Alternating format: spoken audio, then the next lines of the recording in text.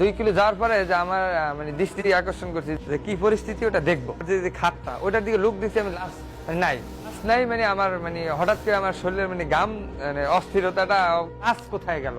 একদিন একটা হঠাৎ করে 999 ফোন আসে রাত্র 10টার দিকে, ফোন দিল যে ভাই গাড়ি নিয়ে আসেন। তো আমি নিজেই গেছি ড্রাইভ করে, সাথে আমার একটা হেল্পার ছিল। তো ওই জায়গায় যাওয়ার পরে বাসায় যেয়ে দেখলাম যে উনি স্ট্রোক করে মারা গেছে। তো ওই বাড়িওয়ালারা ওনারা বললো যে ভাই ওনার তো কেউই নাই, আমরা টাকা পয়সা ফেক না, আপনারা নিয়ে যান, ওনার সাথে কোনো লোক নেই। আমি বলছিলাম যে ভাই আপনারা যদি সবাই মিলে গোসল করিয়ে দিত। তো দেশ থেকে ওনার ছেলেরা ফোন দিছে যে বাবার গোসল আমরা দেশে নিয়ে করাবো। তো যাই হোক আমরা গোসলের বলা দেখা গেছে যেমন আমরা গোসল সারা রাস্তা নিলে গাড়ি বার হয়ে যায়, বা যে নিয়ে যায় তার মাথা ব্যথা করে, গাড়ি বন্ধ হয়ে যায়, রাস্তায় আরো সমস্যা দিতে পারে। এটা গোসল ছাড়া মানে পবিত্র, আমরা ধর্মীয় লাশগুলা পবিত্র ভাবে নিলে কোনো সমস্যা নেই।